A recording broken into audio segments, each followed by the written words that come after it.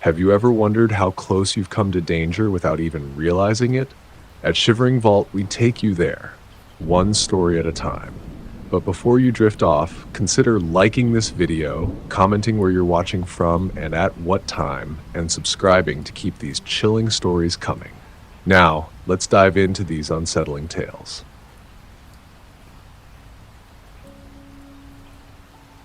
It all started with a simple idea, a thought that had been lingering in my mind for months. Life had become overwhelming. Work had become an endless, exhausting loop, and my social life was draining, leaving me with no time for myself. I had lost touch with who I was. Amidst the chaos, I felt a longing for something simpler, something purer, a chance to breathe again, away from the noise of the world.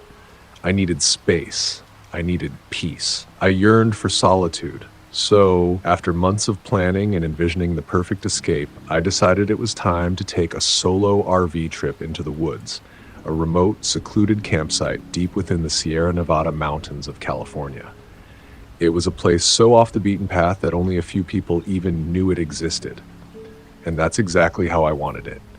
No phone service, no distractions, just the wilderness, the quiet, and my dog Daisy. That was all I needed. Daisy wasn't just any dog. She was my loyal companion, my protector, my confidante, a golden retriever with an instinct that always kept me grounded. Strong, intelligent, and fiercely loyal, she'd been with me through every difficult chapter of my life. I trusted her more than anything, and the thought of being in the woods without her seemed unimaginable. Her presence was my safety net. The drive to the campsite was long and winding, but it was beautiful in a way that felt soothing to my soul.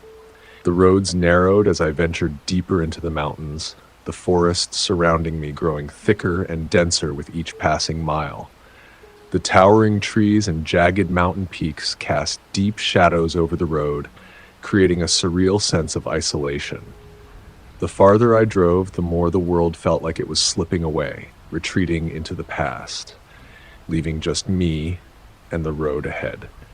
It was exhilarating, yet, if I was being honest, a little unsettling. The silence in the car was deafening, broken only by the low hum of the engine and Daisy's soft breathing beside me. I kept reminding myself that this was what I wanted. I wasn't the type of person to get scared easily. Still, there was something about the growing isolation that made me feel as though I were approaching something primal, something untamed. By the time I arrived at the campsite, the sun was beginning its descent behind the mountains.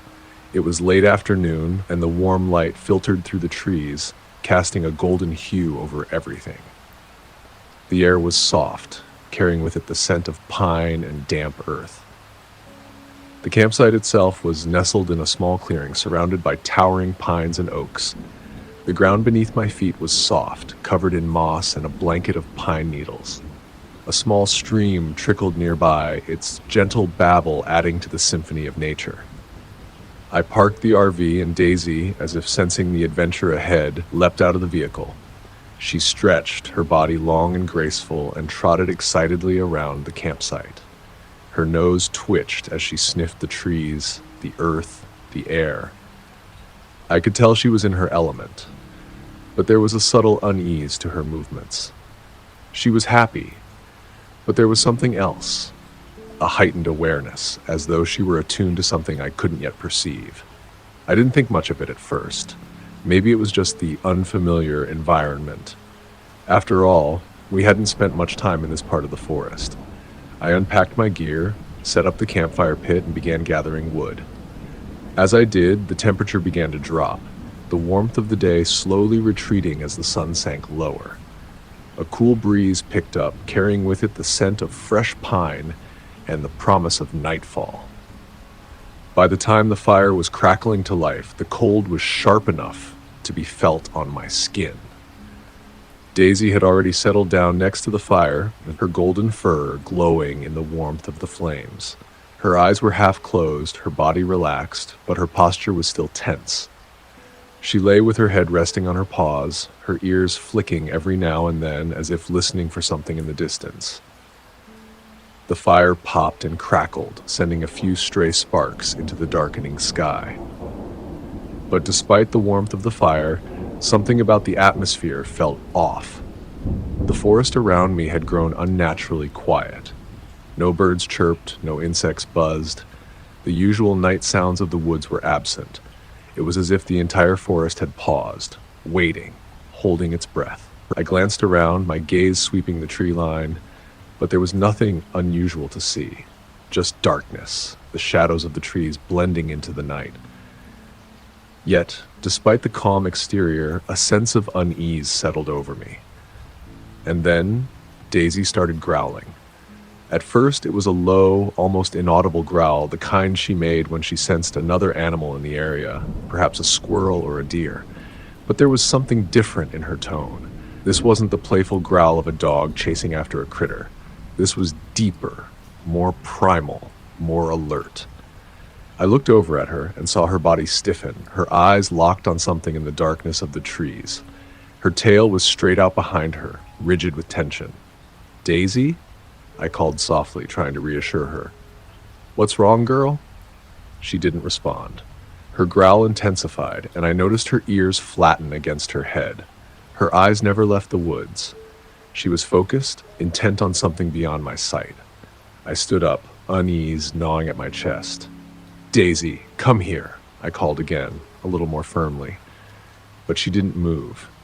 Instead, her growl escalated, the sound vibrating in her throat with an urgency I hadn't heard before. I grabbed my flashlight, thinking maybe she had spotted a bear or some other large animal.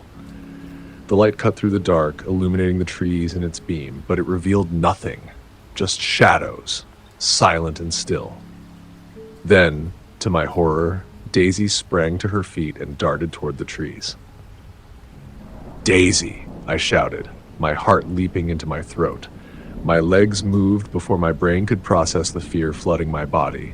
I grabbed the flashlight and ran after her, my boots hitting the forest floor with frantic urgency.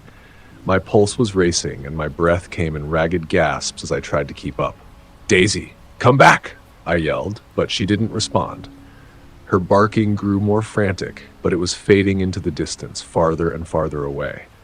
She was faster than I was, and the forest seemed to stretch on forever, filled with tangled roots and thick underbrush. My flashlight flickered as I sprinted through the woods, the beam bouncing erratically as I pushed through the trees. I heard her bark again, closer this time. It sounded like she was in trouble. My legs burned, my breath was shallow, but I couldn't stop. I couldn't lose her. And then the sound I feared most, the unmistakable sound of footsteps behind me. Heavy, fast. It wasn't an animal. The footsteps were too deliberate, too rhythmic, and there was something about their speed that unnerved me. They were chasing me. My heart pounded in my chest. I turned around, swinging my flashlight wildly, but there was nothing there, only the oppressive darkness. The footsteps stopped when I stopped. The silence returned, suffocating and absolute. I swallowed hard, my throat dry, and tried to steady my breath. My mind raced, my heart threatening to burst from my chest. What was out there? Who was out there? Daisy's barking echoed through the trees again, but it was still too far away. Desperation clawed at me. I had to reach her. Then I heard it, the sound of something crashing through the woods, and before I knew it, someone grabbed me from behind, pulling me down to the forest floor. I hit the ground hard, the air knocked from my lungs, and before I could even take a breath, a heavy weight pressed down on me. The figure that loomed over me was strong, unnervingly strong. I tried to scream, to fight back, but his grip was ironclad. His hand slammed over my mouth, cutting off any sound I could make. My heart raced as panic surged through me like electricity, my mind racing to process what was happening. My hands flailed for something, anything, to defend myself with, but the forest floor was scattered with rocks and roots, none of which I could reach in time. I struggled against his grip, my body writhing beneath him, but it felt like fighting against a stone wall. His breath was hot and foul against my face, and I could smell the sweat and dirt on him. There was no mercy in his hold, only cold, suffocating pressure.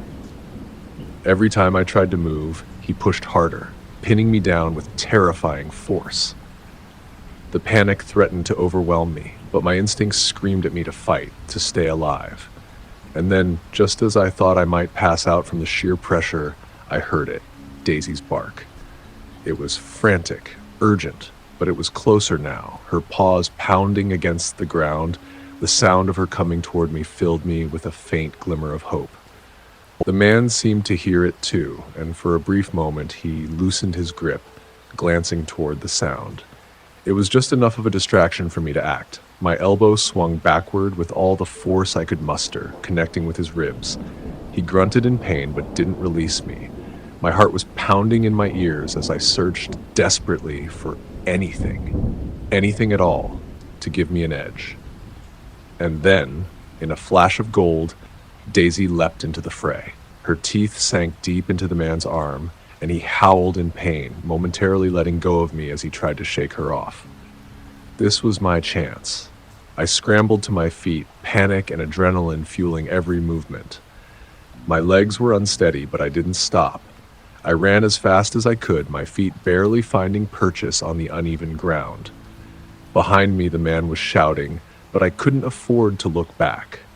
The only thing that mattered was getting to safety. The light from the campfire grew brighter ahead, and with every step, I pushed harder, faster. My breath was coming in ragged gasps, my heart racing as though it might explode. I could hear the man's footsteps growing closer, his breath heavy and labored, but I was almost there, almost to the fire. Just as I neared the campsite, I felt a hand grab at my shoulder, pulling me back into the darkness. This time, I wasn't unprepared. My hand shot out and grasped the fire poker, still warm from the flames. Without thinking, I swung it wildly, the metal striking him in the face. He staggered back, his hands clutching his nose as he howled in pain. For a split second, I thought I had won, but then another figure emerged from the shadows. A second man, his eyes cold and intent, lunged at me. But Daisy was right there, her growls fierce, her teeth snapping at his legs. She sunk her teeth into his calf, and he yelped in pain, stumbling back. I didn't hesitate. My hands were shaking so badly I could barely dial my phone, but somehow I managed to call 911. My voice was a whisper, but I gave them the location of the campsite, barely holding it together. The minutes that followed felt like hours. The men were still in the woods somewhere, but the sirens were growing louder. The flashing red and blue lights cut through the trees, their bright glow like a beacon of hope. Soon, I heard the crackling of the underbrush as the police emerged, their weapons drawn. The two men were quickly subdued, their attempts to escape useless against the officers' training. They were cuffed and dragged away, one of the men crying out in pain as he was taken down. The officers later told me that these men had been targeting campers like me for weeks. They would lure people into the woods with some kind of distraction, usually something to do with animals, and then ambush them when they were alone. They hadn't expected Daisy. They hadn't expected me to fight back. One of the officers also mentioned something chilling. Near the campfire, they found a small piece of raw meat. It had been used to attract Daisy away from me, to get her out of the way so they could overpower me. As I stood there, watching the officers take the men away, my legs felt like they were made of stone. A sense of relief washed over me, but it was quickly followed by the weight of everything that had just happened. I was shaken, horrified, but also incredibly grateful. Without Daisy, I didn't know how this story would have ended. She had saved me. She had kept me alive. As the sky began to lighten with the first hints of dawn, I packed up the RV, my hands still trembling. Daisy stayed by my side the entire time, as if she knew I needed her now more than ever. The forest behind me, which had once felt like a sanctuary, now seemed dark and ominous. I couldn't shake the feeling that something in those woods would always remain unknown to me, something hidden just beyond the reach of my understanding. It would stay with me, it would stay with Daisy. But one thing was certain: I would never underestimate the quiet of the woods again. I would never take that peace for granted. The woods were a place of beauty and serenity. Yes, but they were also a place of danger, a place where the darkness could swallow you whole if you weren't careful. And as for Daisy, she wasn't just my dog. She was my protector, my partner in survival. Together, we left the woods that day, but a part of us would always be there, forever changed by the darkness that had almost taken us.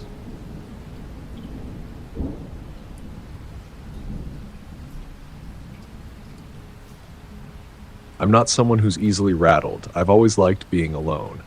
I think that's why I gravitate toward camping in the more remote parts of California. There's something about being out in the wilderness, far from the noise of the city and the stress of daily life, that calms my mind. I had my trusty RV for these kinds of trips.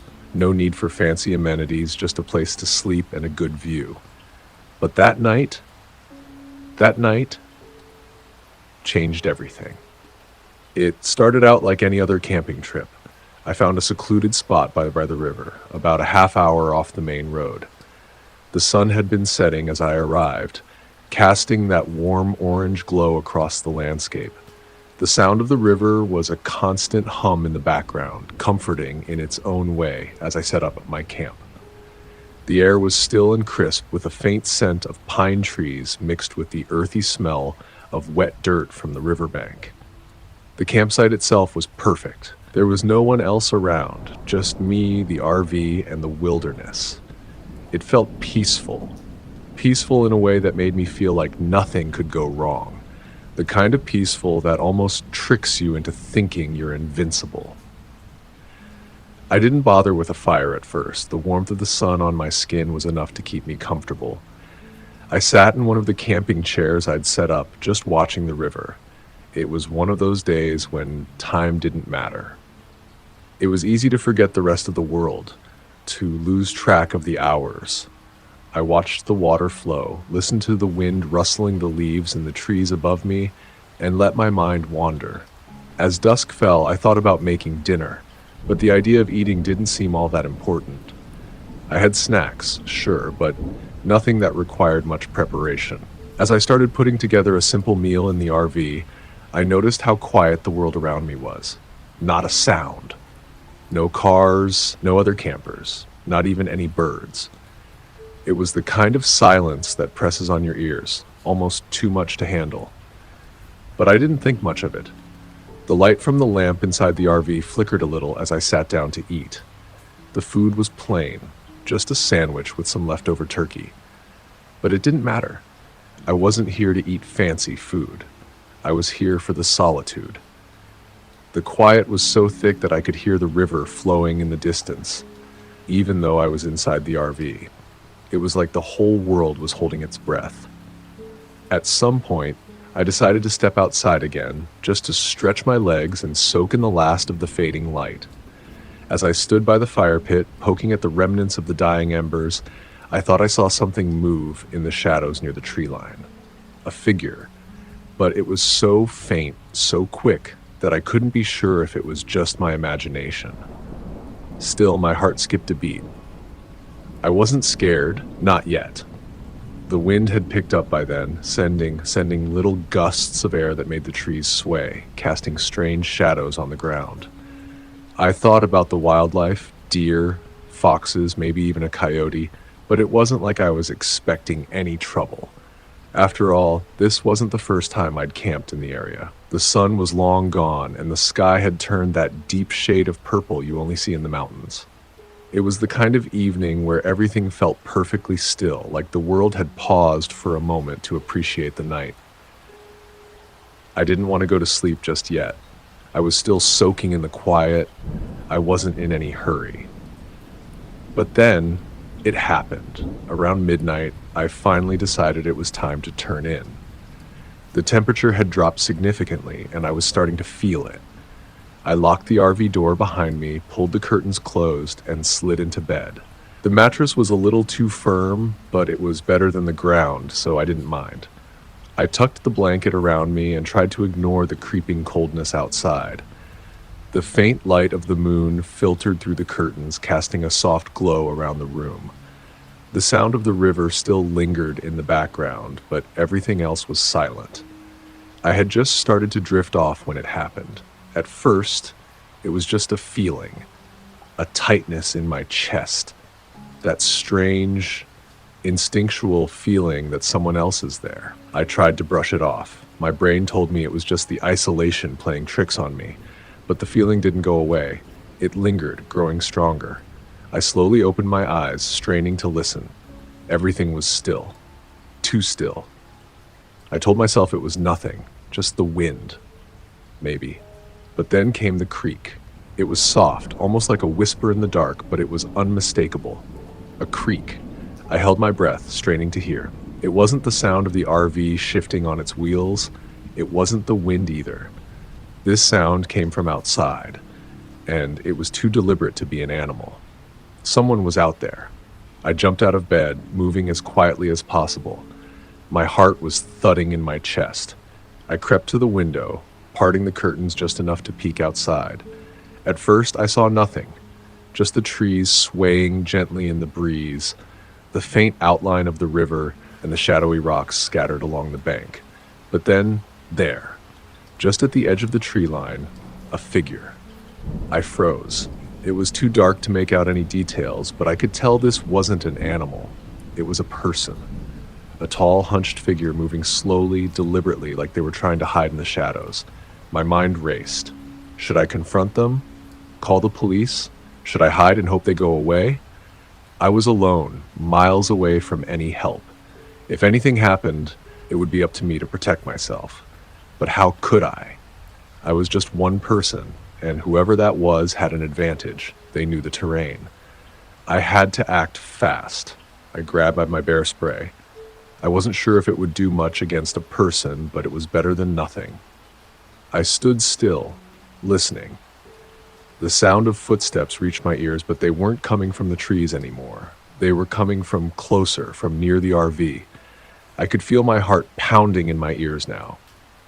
Panic started to rise, but I couldn't afford to panic. Not yet. I had to stay calm. I opened the door quietly, stepping outside with my spray at the ready. The night air was colder now, biting at my skin, but the adrenaline running through me drowned out the cold.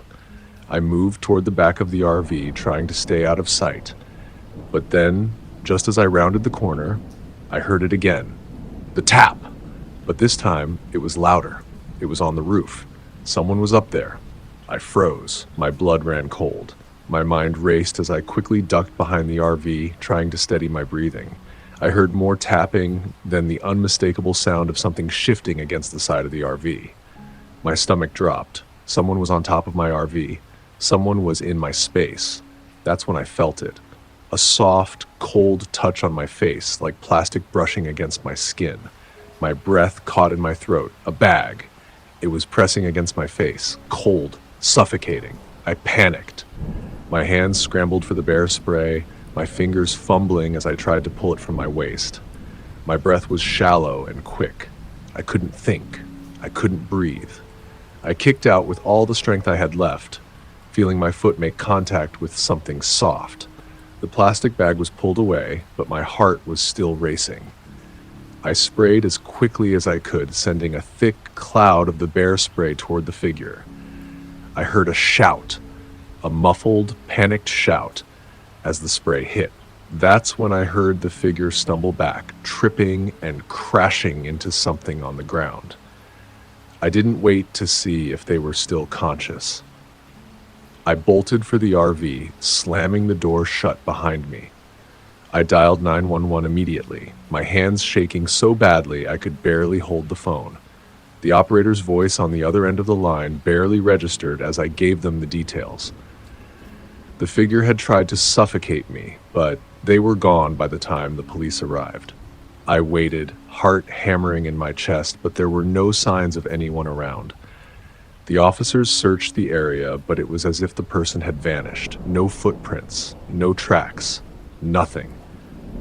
I didn't feel safe again until the sun came up. But even then, I couldn't shake the feeling that I wasn't alone out there. What happened that night? Who was that person? Why had they come for me? I don't know the answers, but I know one thing for sure: I'm never camping alone again.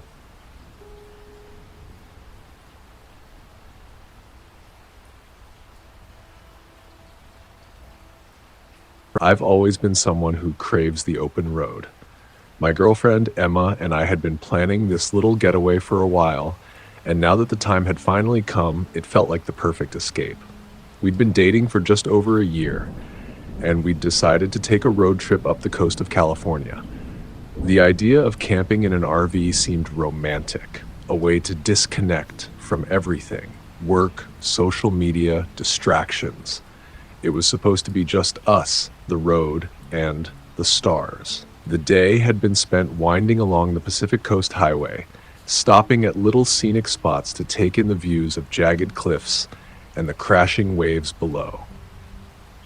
By the time we reached the area we were planning to camp, the sun had dipped below the horizon, leaving the sky in a gradient of purples and oranges. The air had grown cooler, and the smell of salt water and pine was stronger in the evening breeze. We parked the RV at a scenic overlook, nestled high in the hills, or just off a winding, narrow road. It was the kind of place you'd have to know about to find. There were no other cars around, no lights, and no other campers in sight. The perfect spot for a peaceful night under the stars. As I pulled the RV in and set the parking brake, I couldn't help but take a deep breath, letting the quiet fill me. There was something uniquely serene about this spot, like we were alone with nature. It felt a bit eerie too, but in a good way. Isolated, peaceful, free from the noise of the world.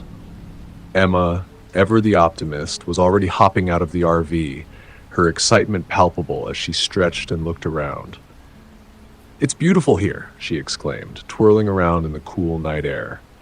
I smiled at her enthusiasm, setting up our little campsite just outside the RV. The stars were just starting to make their appearance, a slow spread of glittering dots across the darkening sky. I couldn't help but feel grateful for the moment, everything feeling just right. We sat down inside after a while, a bottle of wine in hand, the kind of wine we always brought on our road trips, the kind you open when you're far from home and nothing but the present matters. Emma was relaxed, leaning back in her seat. As we played some music, our voices blending with the soft hum of the RV's lights. Everything was perfect, or so it seemed. The temperature had dropped a few degrees by then, and I felt a chill in the air that made me pull my sweater tighter around my shoulders. The silence outside seemed more pronounced now, like the world had settled into a stillness that was a bit unnerving. I could hear the distant rustling of trees far below, but even that felt muffled, as if nature itself was holding its breath. I looked over at Emma, noticing how quiet she'd become. It was a strange silence, the kind you can't put your finger on, but it's there, nagging at the edges of your mind. "Isn't it kind of creepy out here?" she said, her voice barely a whisper. I chuckled, trying to brush off the uneasy feeling creeping up my spine. "Nah, it's just the quiet. Makes it feel like we're in our own little world." But even as I said that, I wasn't entirely sure I believed it. Something about the night seemed too still, too empty. The darkness outside pressed in on all sides, and I couldn't shake the feeling that we weren't as alone as I wanted to believe. I tried to focus on Emma, watching her sip her wine, but my eyes kept darting back to the window. That's when I heard it, a soft knock. At first, I thought maybe it was a bird landing nearby or a branch tapping against the RV, but then it came again. Knock. This time, louder, a distinct, sharp rap on the RV door. My heart skipped a beat. I couldn't help the feeling of dread that washed over me. I looked at Emma. Her expression mirrored mine, puzzled but already wary. "Did you hear that?" she asked, her voice tense. I stood up slowly, not sure what to expect. "Probably just someone lost," I said, trying to sound casual, though I didn't believe the words that left my mouth. Our spot was so remote, it didn't make sense that anyone would be out here. I glanced out the window, but all I could see was darkness. The tall, dense trees that surrounded the overlook were nothing but shadows in the night. I opened the little blinds further, peering into the void outside, but there was no sign of anyone. It was the strangest feeling. I couldn't shake the sense that something was off. There was no sound outside now, just an oppressive silence. Then the knock came again, this time more forceful, if the person outside was impatient. Knock, knock, knock. I froze. Maybe they need help, I muttered to myself, though I was already second-guessing the idea. What kind of person would be out here at this hour, knocking on an RV door in the middle of nowhere? Without saying anything, I walked toward the door. My breath caught in my throat, a growing anxiety tightening my chest. I tried to calm myself. Maybe it was nothing. Maybe someone just needed help with their car or something. When I cracked the door open just a sliver, there he was, a man standing in the dark, half lit by the faint light spilling from the RV. He was tall, wearing a flannel shirt, unbuttoned to show a plain white t-shirt beneath. His jeans were faded, worn at the knees like he had been traveling for a long time. His hair was disheveled and his face was unshaven, rough around the edges. "Hey," he said, his voice low, but too calm for the situation. "I saw your RV from the road. You guys need any help?" I hesitated, looking at him through the small gap in the door. His eyes didn't look normal. Too wide, too intense. They didn't feel human, like there was something behind them that didn't belong. "We're fine," I said quickly, trying to keep my voice steady. "Just enjoying the night." The man paused for a moment, glancing around as though checking for something that made me uncomfortable. He stepped closer to the door, his movements a little too quick, too eager. "You sure?" he asked, his eyes darting toward me, then to Emma, who had quietly appeared behind me. His tone was friendly, but there was something forced about it, something that made the hairs on the back of my neck stand on end. "We're good, really?" I said again, stepping back to close the door, but he didn't move. Instead, his hand shifted behind his back, and that's when I saw it. A long, thin shape, barely visible in the shadows. A knife. It was tucked against his side, just out of view, but it was unmistakable. My blood ran cold. The knot in my stomach tightened so hard I thought I might choke. Before I could react, he lunged forward, attempting to shove his way in. His face twisted into something unrecognizable, an expression of rage, desperation, and malice all rolled into one. I slammed the door shut with every ounce of strength I had. The man's hand slammed against the wood just as I locked it, his fingers scraping against the frame. For a second, all I could hear was my heart hammering in my ears. I felt like I was suffocating, drowning in the reality of the situation. "Go!" Emma screamed. I didn't need any more prompting.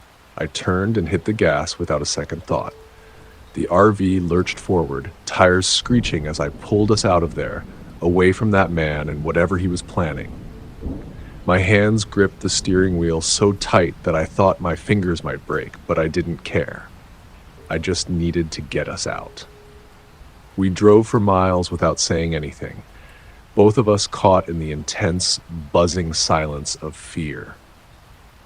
Finally, I pulled over at a gas station, the bright lights a sharp contrast to the shadows of the mountain. I couldn't bring myself to go back to the overlook. I called the police, my voice shaking as I explained everything. They said they'd send someone out to check, but we were told not to return to the area. We didn't learn the full extent of what had happened until later when the police called us back. The man we'd encountered had been caught that night, just a few hours later. Another couple had been robbed in the same area, tied up and left in the woods. That man, our man, had been terrorizing campers for weeks. But hearing that didn't bring me any comfort. If anything, it made it worse. Every time I closed my eyes, I remember the look on his face, those wide, unblinking eyes. He wasn't just trying to rob us, he was desperate. And I don't know if I'll ever understand what he really wanted.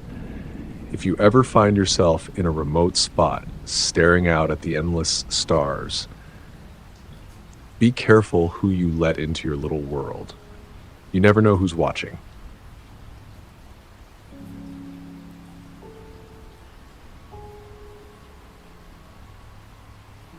I never thought I'd be the kind of person who would get freaked out by something as simple as a sound in the middle of nowhere. Growing up, I spent most of my time outdoors, camping, hiking, fishing, basically anything that got me out of the house. My dad would always joke that I was born with an adventurer's heart, and he was right. The outdoors had always felt like my sanctuary. The idea of spending a few days in an RV alone at a remote campsite by a lake in California sounded like exactly what I needed to clear my head. I had just gone through a rough few months. Work stress, personal stuff, all the things that pile up. So I decided to take a trip on my own. I rented an RV, packed it with all the essentials: snacks, a cooler, fishing gear, and a sleeping bag, and hit the road. It felt freeing, like a weight was being lifted off my shoulders as I drove through the winding roads, the scenery changing from city sprawl to sprawling forests. By the time I got to the campground, it was late afternoon and the sun was starting to dip behind the mountains. The place wasn't exactly bustling with people, which was exactly how I wanted it. The campground felt isolated, tucked away behind thick trees, far enough from civilization that I could escape everything for a while. I parked the RV near the edge of the lake. The sight of the water, so calm and still, was peaceful. The trees around me were tall, their branches swaying slightly in the breeze. The smell of pine and fresh earth filled the air. It felt like being in a different world, far away from the noise and stress of everyday life. The sun cast long shadows across the ground as I stepped out of the RV to take in the view. The campsite itself was simple, with just a handful of other RVs scattered around, but none of them too close. A few older folks, mostly, but the campground wasn't packed, which made it all the more peaceful. After setting up camp, I decided to fish for a while. The lake was clear and the calm water reflected the sky like a mirror, the kind of day you'd only see in a movie. After a while, I gave up on fishing and started a fire near the shore. As night started to fall, I roasted some marshmallows, staring into the flames, listening to the crackling of wood. It was quiet, almost too quiet, and the peacefulness began to make me feel odd. Not scared, but on edge in a way I couldn't explain. I shrugged it off. There was nothing to be afraid of here, right? When it was finally time to call it a night, I went inside the RV and locked the door behind me. The inside of the RV was small but cozy. I turned on a light, heated up some soup from the stove, and settled into a chair by the window. The moonlight outside was bright, casting long shadows across the trees. I opened a book to read, but my mind wasn't focused. The sounds of the woods outside were so quiet that every little noise seemed magnified. And then I heard it. At first it was soft, so soft that I almost thought I imagined it. A tap. It didn't sound like a knock, though, more like something gently tapping against the window, something light but deliberate. It was close. My eyes flicked to the window by the dining table. The blinds were down, but the glass was still visible. There was nothing there, just darkness beyond. The trees outside swayed slightly in the wind, and I tried to tell myself it was just a branch brushing the glass. But then the tapping moved. It shifted. The noise wasn't coming from the same side of the RV anymore. I could hear it clearly now, on the other side. The tapping sounded closer, sharper, like someone was tapping their fingers on the glass, over and over again. I stood up, feeling my heart rate pick up. "It's probably just a branch," I muttered to myself, but even as I said it, I didn't believe it.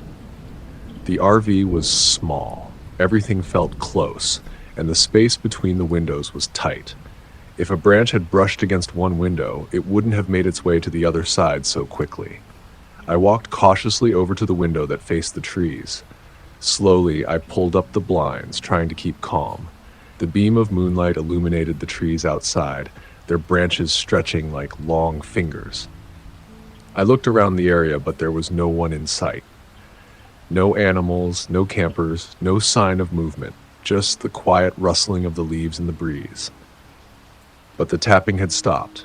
I stood there for a long moment, unsure of what to do next. Maybe it was just the wind. Maybe I was overthinking it. I backed away from the window and stood still, trying to gather my thoughts. As I did, I couldn't help but feel like I was being watched. The sensation was subtle, but it was there, like someone or something was standing just out of view. I turned my back to the window and sat down again, trying to calm myself. But then, the tapping started again. It was louder this time, more insistent. Each tap was sharper, echoing in the stillness of the night. I froze. This wasn't a branch. No branch would tap like this, so deliberately. It was almost as if someone was tapping their fingers on the glass, waiting for me to notice. My pulse quickened, and I stood up again, my legs feeling shaky as I approached the window. The tapping had moved again. It wasn't coming from the side of the RV anymore. It was at the door now. Knock, knock, knock. I swear it felt like the door was shaking with every tap. A sharp, forceful sound. I froze. My heart was pounding so loud in my chest that I could barely hear anything else. I didn't know who was out there, but I knew I wasn't alone. Without thinking, I grabbed my flashlight from the counter and turned it on.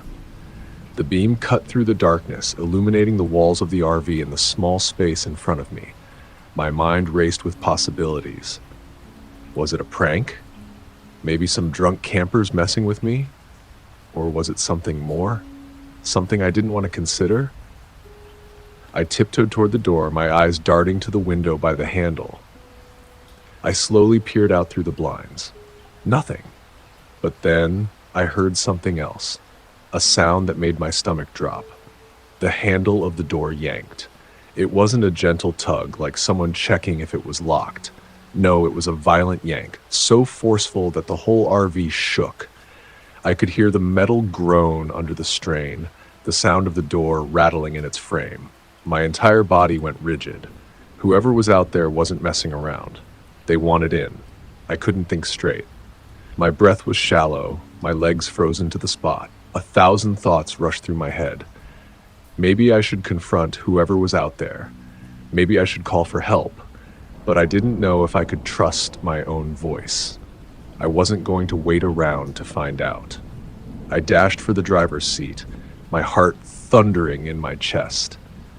I fumbled with the keys, the cold metal slipping out of my hand for a moment before I managed to get them in the ignition. The engine roared to life, louder than I expected, but I didn't care. I just needed to get out of there.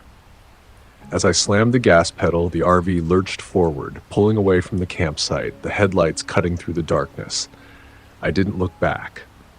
But as I sped down the narrow road, the rearview mirror caught my eye. And in that moment, my blood ran cold.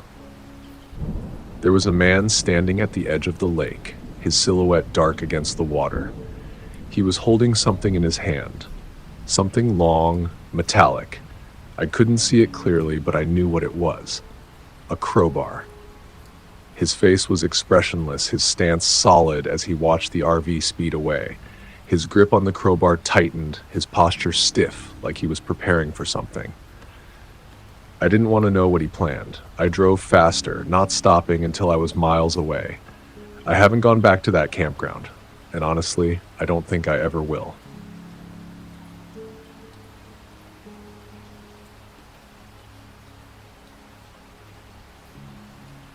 It was a bright, warm afternoon in California when I decided to take a break from my daily grind.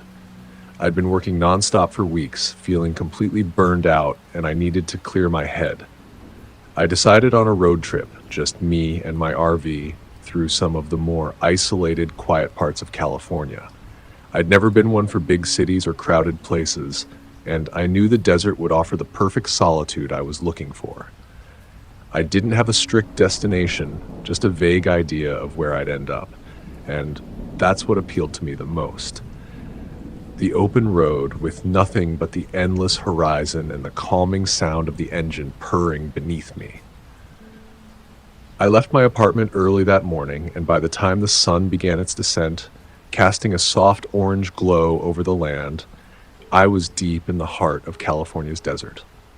The heat during the day had been almost unbearable, but now, as the sun began to dip behind the distant mountains, the temperature was starting to cool off, just enough for me to roll down the windows of my RV and breathe in the dry desert air. It was peaceful, almost eerily so. I wasn't in a rush to reach my campsite, so I decided to take a small detour. According to the map on my phone, there was a shortcut that would get me closer to the highway and shave some time off the journey. The town that the shortcut passed through was small, barely a blip on the map, but I figured it'd be the perfect place to stop for a snack or maybe even get some supplies. I turned onto the road leading into this tiny town, feeling a little excitement. The kind of excitement you feel when you're in a place that's so remote, it feels like you're the only person alive in that moment. I had driven through places like this before, dusty, forgotten spots that most people didn't even know existed. This town, though, felt different. The road leading into town was narrow, only wide enough for one car at a time, and it was covered with cracked asphalt and patches of dried dirt.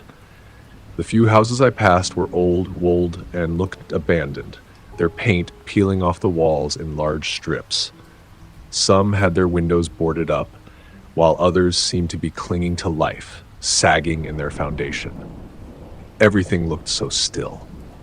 There weren't any people on the streets, no cars parked along the side, not even any animals wandering around. I figured I must have just missed the busy part of town, but something about it felt off. There was no sign of life. The houses didn't seem abandoned, they just seemed neglected, like they were waiting for someone to come by and revive them, but no one ever did. I passed by a dusty old gas station, the pumps barely visible beneath the grime, and the faded neon open sign in the window of what looked like a diner. The lights inside were off. But I couldn't help but notice how the sign still hung there, like it was trying to hold on to some illusion of life. I slowed down to a crawl, staring at the buildings, trying to shake the odd feeling that had settled in the pit of my stomach. This was supposed to be a simple detour, but for some reason it wasn't sitting right with me. I drove past a few more buildings before finally reaching the edge of town. Just when I thought I'd made it through without any issues, I saw him. He was standing under a flickering street lamp, just off the side of the road. His posture was slouched, as if he'd been standing there for a long time, waiting. He was tall, wearing a weathered leather jacket that had seen better days. His face was hidden in shadow, but I could make out the rough outline of stubble along his jawline. He had an unsettling presence about him, something that made the hairs on the back of my neck stand up. He wasn't doing anything, just standing there, staring at me as I drove by. I quickly turned my eyes back to the road, trying not to think about him, but the unease lingered. I had been alone for hours, and my mind started to play tricks on me. Was he watching me? Was he waiting for someone? For some reason, I couldn't shake the feeling that something wasn't right. The road ahead curved slightly, and just as I was about to pass the bend, I saw something in my rearview mirror. A truck. A pickup truck, to be exact, dark and unmarked. I hadn't noticed it before, but now it was right behind me, just a little too close for comfort. I thought maybe it was just coincidence, but when I glanced back again, the truck was still there, too close for my liking. I felt a strange anxiety building in my chest, but I kept going, hoping it was nothing. I wasn't about to let my imagination get the best of me. Still, I decided to speed up a little. The truck behind me did the same, matching my pace exactly. I turned down a smaller side road, hoping to shake the feeling that someone was tailing me, but the truck followed. It didn't stop. It didn't slow down. I took another turn, faster this time, but it still kept up with me, almost like it was anticipating my moves. That's when I really started to panic. My heart began to race, and my mind started to run wild with all sorts of scenarios. Could this be a setup? I gripped the steering wheel so tightly that my hands started to cramp, but I couldn't take my eyes off the road in front of me. Just then, the truck swerved. It rammed into the back of my RV, hard. The force of the impact sent me lurching forward, and for a split second, I thought the RV was going to flip over. I slammed my foot on the brake and jerked the wheel to the side, sending my RV skidding across the gravel shoulder of the road. I could hear the screech of the tires as I fought to maintain control.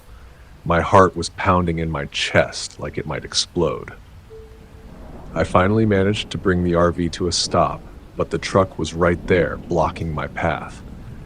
My hands were shaking as I stared in the rearview mirror, watching as the two men climbed out of the truck. They moved toward my RV with purpose, their faces hidden in the shadows. The taller man, the one who had been standing by the street lamp earlier, approached my door. The second man, stockier and more muscular, stayed a few steps behind. The taller man knocked on the window, his voice low and gruff. "Get out of the RV." I froze. My mind was racing, but I couldn't think of anything to do. These men didn't look like they were here to talk. They looked like they were here to take something. My first instinct was to grab the tire iron I kept in the back for emergencies. It was cold in my hand, but the adrenaline gave me the strength I needed. I cracked the window slightly and shouted at them, trying to sound as confident as possible. "What do you want?" The man's response was a low chuckle, one that sent a shiver down my spine. "Get out, and you won't get hurt. We're just taking what we need." Something in me snapped then. I wasn't going to just sit there and wait for these guys to take everything I had worked for. Without thinking, I grabbed the tire iron and swung it at the man closest to the door. The impact hit him in the arm, and he stumbled back, letting out a loud grunt of pain. The second man, seeing what I'd done, pulled a knife from his pocket and lunged at the door, but I wasn't about to give up without a fight. I slammed the door shut, locking it just as he tried to reach for the handle. Panic surged through me, and for a split second I thought I was done for. But then I remembered the gas station I had passed earlier. I didn't have much of a choice. I had to get out of there. I quickly threw the RV into reverse and floored it, slamming into the gravel road behind me. The truck tried to follow, but I was already too far ahead. My heart was was still harmlessly racing as I sped down the road, but I didn't look back. I kept my foot on the gas, knowing that the further I got, the safer I'd be. When I reached the gas station, I pulled over, my hands shaking so badly I could barely hold on to the wheel. I quickly dialed the police and reported the truck's license plate number, giving them as much information as I could. They promised to look into it. A few days later, I received a call from the police. They had tracked down the truck and arrested the two men. Turns out, they had been involved in several robberies in small towns along the highway. They thought I would be an easy target, but I guess they underestimated me. It was over, but the experience had shaken me to my core. I had never been so scared in my life. And I don't think I'll ever forget that feeling of being trapped in a remote place with no one around to help. I haven't been back to that part of California since. The desert may be beautiful, but it's also unforgiving. And I've learned the hard way that not everything that looks peaceful is what it seems. That's it for today's tale from Shivering Vault. If you have a story worth sharing, drop it in the comments or send it our way. Don't forget to subscribe and share with your fellow thrill seekers. As always, the Shivering Vault thanks you for unlocking today's tale. Until next time, the Vault awaits your return.